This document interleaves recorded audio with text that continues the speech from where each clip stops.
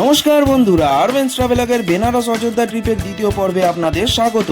প্রথম পর্বে আপনারা দেখলেন যে সন্ধ্যা 8:25-এর 13009 দুন এক্সপ্রেসের ফার্স্ট ক্লাস এসিতে করে 45 মিনিট মতন লেটে এসে পৌঁছই বারাণসী জাংশন।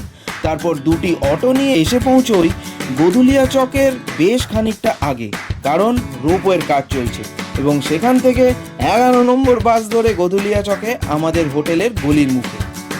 বন্ধুরা, পৌঁছে গেছি গোধুলিয়া চক। এই গোধুলিয়া চকের ঠিক ডান দিকে ওই আমাদের হোটেল রুদ্রাক্ষ, তো ওখানেই যাই। বাপরে কি অবস্থা, এখানে খুঁড়ে খাড়ে রাস্তার একদম সত্যানাশ করে দিয়েছে, বাপরে বাপ। অনেকখানি হেঁটে আসতে হলো, যেখানে ওই অটো দাঁড় করিয়েছে সেখান থেকে। যাকে এসে পৌঁছেছি, এবার রুমে চেক ইন করি। আসুন বন্ধুরা, বাবা বিশ্বনাথের এই দরবারে। এই হচ্ছে আমাদের ডাবল বেডরুম। এখানে একটা ড্রয়ার আছে, নিচে একটা স্টোরেজ স্পেস আছে, এই ফোন, দুখানা চার্জিং পয়েন্ট। এই হচ্ছে একটা বাবা বিশাল বড়, ওকে, তিনজনে 3 টাকা দিয়েছে, তাও ভালো। Okay good. আর এই হচ্ছে একটাই চেয়ার, এটা হচ্ছে গুপ্ত পালানোর রাস্তা। হ্যাঁ, এসি আছে যেটাতে খুব হালকা হাওয়া বেরোচ্ছে বাবা। ফ্যানও আছে, ফ্যান তো থাকবে। আর এই একটাই আয়না, আর ওইদিকে হচ্ছে এই হচ্ছে মিরর, হ্যাঁ, আর ওই একটাই টিভি এন্ড টিভি ক্যাবিনেট, হ্যাঁ, সাথে ইলেকট্রিক কেটল আছে, একটা সাবান আর একটা বোধহয় শ্যাম্পু, হ্যাঁ শ্যাম্পুই দিয়েছে, সাবান আর শ্যাম্পু দিয়েছে। এই প্লাগ পয়েন্ট খালি দুটোই, প্লাগ পয়েন্ট আর নেই। এখানে ইলেকট্রিক কেটল আছে, বাট চালাবো কিছু আমি জানি না, কারণ এখানে কিন্তু কোনো প্লাগ পয়েন্ট নেই। আচ্ছা, ভেতর বাবা। এই হচ্ছে বাথরুম খুবই ছোট, বাথরুমটা খুবই ছোট থাকে। এই আর ওই যে ওখানে গিজার আছে, আর এই এক্সস্ট ফ্যান, আর এইখানে আয়না ছোট। বাবা এইখানে বসে বসেই তো হয়ে যাবে, বাট নিট এন্ড ক্লিন। তো থাকতেই হবে না, ওটা না থাকলে হবে না, বাথরুম সবার আগে পরিষ্কার থাকবে। তো ওভারঅল দরজা দিয়ে ঢুকে এই হচ্ছে গোটা ঘরের ভিউ। ছোটর উপর খারাপ নয়। এটা হচ্ছে বন্ধুরা হোটেলে একটা ট্রিপল বেডরুম। এই জাস্ট দুটোর পাশে একটা কুইন, কি বাকি সবই সেম।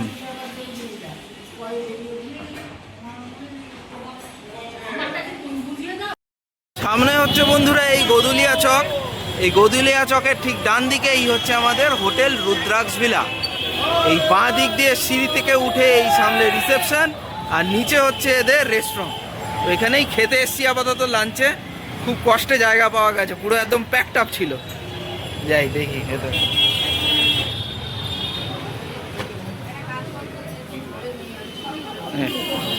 হচ্ছে বন্ধুরা, এটা হচ্ছে ভেজ থালি, সিম্পল ভেজ থালি। এখানে যদিও নন ভেজ কিছু পাওয়া যায় না।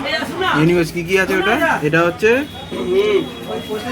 রাজমা, ওটা ডাল, এটা একটা আলুর তরকারি, এটা কি রে, স্যালাড, আর ওই রুটি, তন্দুরি রুটি দুটো, আর ভাত। হোটেল রুদ্রাক্ষ ভিলার ইনহাউস রেস্টুরেন্ট মেনু লিস্ট আপনাদের সামনে। খেয়াল রাখবেন, এলপিজি ক্রাইসিসের জন্য প্রতিটা ফুড আইটেমের প্রাইস 15% বেশি ছিল। তো বন্ধুরা, লাঞ্চ তো হয়ে গেছে, কোনো রকমে খেলাম আর কি। এত ভিড় হয়ে গেছে, আর তার উপর এত ডিলে, তার উপর একটু কথা কাটাকাটিও হয়েছে। বেসিক্যালি কিছুই না, বাবাদের যে 210 টাকা স্পেশাল একটা থালি নিয়েছিল, ওখানে কিছুই না, রুটিগুলোতে একটু বাটার মাখানো ছিল, একটা এক্সট্রা পাঁপড় আর পনির। তো তার জন্য ওটা ছিল 210 টাকা। আমাদের যে থালিটা সেটা 170 টাকা, তো এক্সট্রা এই 40 টাকা। তো এই ওই পনির, রুটির ওপরে মাখন লাগানোর জন্য আর একটা এক্সট্রা পাঁপড়ের জন্য 40 টাকা, বা দ্যাট ইজ ফাইন। পনির ছিল মাত্র 2 পিস। তো অবভিয়াসলি সেটা নিয়ে একটুখানি যাই হোক, হোয়াট এভার। তো কোনো রকমে খেয়েছি, তবে স্বাদ খারাপ ছিল না, তরকারিগুলো ঠিকঠাকই ছিল। তো খেয়ে দিয়ে এখন উপরে এসেছি, চোখ খুলে রাখতে পারছি না, প্রচণ্ড ঘুম পাচ্ছে, কিন্তু ঘুমোলে চলবে না, কারণ যাবো হলো এরপর দশাশ্বমেধ ঘাট। ওখান থেকে বোটে করে ইচ্ছা আছে যে ওই সন্ধ্যা আরতিটা বোটে করে দেখার। তো দেখি ওখানে যাব, এই কটায় 4:30 4:45 নাগাদ বেরোবো, গিয়ে ঘাটে পৌঁছে তারপর ওখানে দেখবো যে ওখানে কি বোটের অবস্থা। অ্যাকর্ডিংলি সন্ধ্যা আরতি দেখার প্ল্যান আছে। এখন আপাতত কিছু নেই, একটু পিঠটা সিধে করি, পিঠে গুঁতো মেরে মেরে তো ট্রেন তো আমাদের বোধ হয় ব্যাকবোন বেঁকিয়ে দিয়েছে, জানি না, বাড়ি গিয়ে একটা এক্সট্রা করতে হবে হয়তো। গুঁতো মারা ট্রেন, যাকে। তো আপাতত একটু সিধে হই, 4:30 4:45 নাগাদ বেরোবো। সন্ধ্যের গোদুলিয়া চক, ওরে বাপ রে বাপ, জমজমাট একদম। বন্ধুরা, সোজা হচ্ছে কাশী বিশ্বনাথ মন্দির যাওয়ার রাস্তা, তার ডান দিকে দশাশ্বমেধ ঘাট, ও এই হচ্ছে আমাদের হোটেলের রাস্তাটা। আর এইটা হচ্ছে ওই যে রোপওয়ে যেটা তৈরি হচ্ছে একদম সিধে রেলওয়ে স্টেশন থেকে বারাণসী। লাঞ্চের পর রুমে এসে মিমি ম্যাডাম আর উঠতে পারেননি, তিনি ঘুমিয়ে পড়েছেন। আমাদেরও সেই ততই বছর অবস্থা ছিল, তো আমরাও ঘুমিয়ে পড়েছিলাম। তো সন্ধ্যা আরতি এখন আর দেখতে যাওয়া হবে না দশাশ্বমেধ ঘাটে।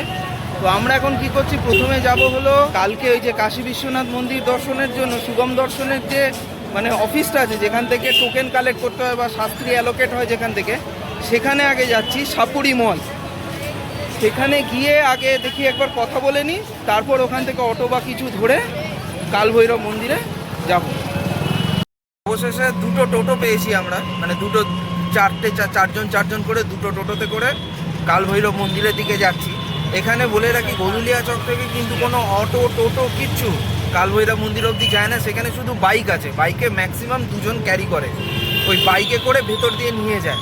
তো বাইক দিয়ে তো আমাদের হবে না, আমাদের কেউ বাইকে উঠতে পারবে না, সেই জন্য অটোরই প্রয়োজন। সেইটা ওখানে কি হয় যে মেইনলি এইগুলো ওই গির্জাঘর, যেখানে গির্জা একটা আছে, ওখান থেকে মোটামুটি অটো টোটো ওখানে পাওয়া যায়। তো ওখান থেকে ড্রাইভাররা এই যে আপনার গদিলা চকের সামনে ঘোরাঘুরি করে, তো ওখানেই একজনকে ধরলাম। তো সে আর কি আরেকটা টোটো জোগাড় করলো, জোগাড় করে এবার আমরা সেই উদ্দেশ্যে যাচ্ছি, কালভৈরবের মন্দিরের উদ্দেশ্যে। কত নিচ্ছে হচ্ছে 1400 টাকা। শুনে আমারও মাথায় উঠে গেছিলো, যাই হোক, বাট স্টিল ব্যাপারটা হচ্ছে ওরা ওখানে দাঁড়াবে, আমরা দর্শন করবো, তারপর আমাদের নিয়ে আসবে। 1400 টাকা দুটো টোটো পড়বে। জানি না অনেকটাই বেশি হয়তো, বাট স্টিল এখন আর কোনো উপায় নেই, বাইকে করে তো আর যেতে পারবো না। তো বাইকের চার্জ যদিও আমরা জিজ্ঞেস করিনি কত বাইকের চার্জ, জানি না, সেটা জিজ্ঞেস করলে বুঝতে পারতাম কতটা ডিফারেন্স। এনিওয়েজ, ঘুরতে এসে এগুলো নিয়ে ভাবলে চলবে না, কিছু করার নেই। এখন যদি 9:30 বন্ধ হবে, এখন বাজে 7:45।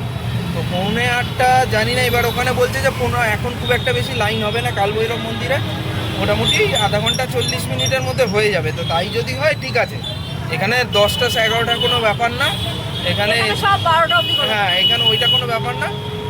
তো দেখি, আশাবাদী।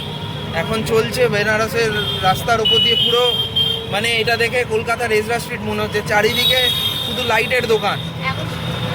এখন আবার সব রঙের দোকান, এখন আবার মানে এটা পুরো ফুল মার্কেট এরিয়া, অনেকটা ঘুরে যেতে হয়। বাইক যেমন সিধে রাস্তায় যায়, এই অটো, এই টোটো বা অটো নিলে অনেকটা ঘুরে যায়। তো সেই জন্যই, তো যাকে দর্শন পেলেই হলো, আর কিছু চাই না। কালভৈরব বাবা এখন দর্শন দিলেই আমরা খুশি। হ্যাঁ, ঠাকুরের স্থানে এসে খরচা করতে হবে, এটা নিয়ে হিসাব করে লাভ নেই। সব জায়গার সেম কন্ডিশন, এখন সেই দর্শন দিলেই হলো আমাকে ভালোভাবে। আর এই দেখুন, এই হচ্ছে বেনারসের রাস্তা, ওরে বাপ রে বাপ, মানে ওই যাকে বলে না অর্গানাইজড কেওস। কোনো ট্রাফিক পুলিশ নেই, কোনো কিচ্ছু নেই, কিন্তু কেউ কাউকে অ্যাক্সিডেন্ট করছে না, কারোর মুখে কোনো গালাগালি নেই, সবাই ওই করে মুখে দিয়েই সরিয়ে দিচ্ছে। সো ঠিক আছে, সবাই এইটাই নিয়ম এখানকার রাস্তা। দেখলাম যে মানে এত ছোট রাস্তা দিয়ে মানে এত গাড়ি ক্রস করছে, কেউ কাউকে ঠুকছে না, সবাই সবার সাথে অ্যাডজাস্ট করে ঠিক চলে যাচ্ছে, কোনো ঝগড়াঝাটি নেই, কিচ্ছু নেই। মানে কি বলবো, এই জিনিসটা আমার বেশ ভালো লাগলো, সকাল থেকেই দেখছি। কলকাতার রাস্তায় হলে এত করে ঝগড়া মারামারি, বাপ রে বাপ, কেউ কিন্তু কাউকে ধাক্কা মারছে না। একটা গাড়ির সামনে একটা বাইক যদি ভুল করে এসে পড়ে, এত করে মানে চুরুচুরি লেগে যেত, কেন কি আমার গাড়ির সামনে এসে পড়ে। এখানে কারোর কিছু এগিয়ে না, সবাই পথ নিয়ে দাঁড়িয়ে যাচ্ছে, আবার যে যার মতো যার যার রাস্তায় চলে যাচ্ছে। হ্যাঁ, এখানে কিন্তু কোনো সিগন্যাল নেই, যে যেখান দিয়ে পাচ্ছে ঘুরিয়ে দিচ্ছে, থানার সামনে পর্যন্ত কোনো সিগন্যাল নেই। যাই হোক, ঠিক আছে, কারোর কোনো ক্ষতি না হলেই হলো। এই হচ্ছে বন্ধুরা বেনারসের খ্যাত বিখ্যাত মালাইউ। হ্যাঁ, ওই যে ওখানে বালতিটাতে রাখা আছে। আর এই হচ্ছে রাবড়ি, আর একটা রসমালাই বোধ হয়। হ্যাঁ,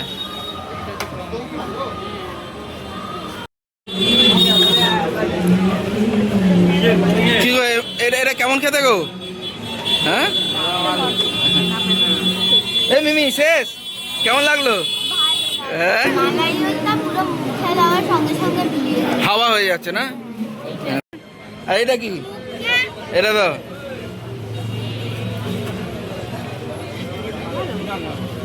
আমাদের মতো কোনো যে শর্টটা থাকে না হ্যাঁ। সেটা পাচ্ছি না, হ্যাঁ পুরোটাই যেন ঘাটা মনে হচ্ছে। ওকে দারুণ। ওটা রসমালাই, রাবড়িটা খুব স্ট্রং ফ্লেভারের। দুধের একটা হেভি গন্ধ আছে, কিন্তু মিষ্টি কম। এটা এটা বেশ ভালো, ভালো লাগলো আমার। দাও দেখি আরেকটা। খাও, আমি তো খাবো না। খাবে না বলছি, খাও। বাবাকে একটু দাও। দারুণ দারুণ দারুণ। কালে নাও। এইটা হচ্ছে বন্ধুরা রসমালাই। না হ্যাঁ রসমালাই তো, হ্যাঁ দেখি খাও। হয় না। খুব ভালো লাগছে একটা ব্যাপার যে মিষ্টি কম, আর দুধের একটা হেভি স্ট্রং ফ্লেভার, খুব ভালো লাগলো খেতে। অনেকদিন মনে থাকবে স্বাদটা। কাল ভৈরব মন্দির দর্শন হয়ে গেল, খুব তাড়াতাড়ি হলো, মানে খুব একটা লাইন ছিল না। আর আমরা দর্শন করার পরপরই 8টা থেকে ওই সন্ধ্যা আরতি শুরু হলো। তো আমরা মানে দেখে বেরিয়ে চলে এলাম। অনেকে দাঁড়িয়েছিল ওখানে, খুব একটা লাইন দিতে হয়নি। আমরা তো পুজো দেবো না, হ্যাঁ যে কারণে আমরা লাইন দিলাম না। পুজো দিলে তো লাইন দিতেই হতো, তো বাইরে থেকেই মোটামুটি দর্শন করা যাচ্ছিল। তা আমরা ওইভাবেই করে চলে এলাম, কাল ভৈরব বাবার অনুমতি নিয়ে এলাম। কাল যাতে বিশ্বনাথ মন্দির ভালোভাবে দর্শন হয়। হ্যাঁ আর এইখানে একটু অন্ধকার এই জায়গাটা, তাও এখানেই আমায় ভিডিও করতে হচ্ছে, কারণ মেন রাস্তায় সত্যিকারের আমি একাই বাঁকানে কালা। আমি বোধহয় সম্পূর্ণ কালা হয়ে যাবো এখানে, আর 2 দিন থাকবো। ঠিক আছে, আর 2 দিন আমার এখানে আছে। আমি হয়তো ততক্ষণে বাড়ি পৌঁছবো ততক্ষণে হয়তো আমি ফুল কালা হয়ে যাব। এখানকার গাড়ি রে ভাই, মানে একটাও বাইকে বা স্কুটারে আমি লুকিং গ্লাস দেখতে পাচ্ছি না, সববার খোলা। ঠিক আছে, ভাঙা নয় কিন্তু খোলা, কারণ একজন আরেকজনের হাতের উপর দিয়ে চালাচ্ছে, মানে হ্যান্ডেলটা আর কি, এরকম অবস্থা। কিন্তু অদ্ভুতভাবে ওই যে বললাম না, একটা অর্গানাইজড কেওস আর কি, কেউ কিন্তু কাউকে ধাক্কা মারছে না, মানে যে যেখান দিয়ে পারছে উঠে যাচ্ছে। মানে অদ্ভুত, কোনো ট্রাফিক সিগন্যাল নেই, কোনো ট্রাফিক কিচ্ছু নেই, কিন্তু একটা দারুণ ব্যাপার। এটা আমার বেশ মজাদার লাগলো। যাই হোক, এখন দর্শন হলো, পারমিশন নিলাম। এইবার আমরা হোটেলে যাব, গিয়ে খেয়ে দিয়ে আজকে তাড়াতাড়ি ঘুমোবো, কারণ কাল সকাল 4টের সময় আমাদের দর্শন আছে, সুগম দর্শন, কালকে সকাল 4টের সময়। তো গিয়ে একটু ঘুমিয়ে নেবো। আপাতত যাই, আর কিছুক্ষণের মধ্যেই পৌঁছে যাবো। ওরে বাবারে, আর কিছুক্ষণের মধ্যেই পৌঁছে যাব। তো এইবার দেখা হবে ডিনার টেবিলে। কি গো, কি আছে? বলে দেন না। জিরা রাইস, শাহি পনির, রুটি ছিল, ডাল আলু ভাজা ছিল। ডালটার হাল খুব খারাপ বেরিয়েছে। হ্যাঁ ঠিক আছে। আচ্ছা, আর আমাদেরও তাই, আমি একটা খালি আলু মটর নিয়ে যাই, আর এমনি জিরা রাইস। That's it. আজকে এখানেই ইতি, তবে পরবর্তী পর্বে থাকছে আমাদের কাশী বিশ্বনাথ দর্শনের এক অসাধারণ অভিজ্ঞতা ও দর্শনের সমস্ত খুঁটিনাটি জানাবো আপনাদের। আর তার সঙ্গে থাকবে দশাশ্বমেধ ঘাট ভ্রমণ। সঙ্গে থাকুন বন্ধুরা।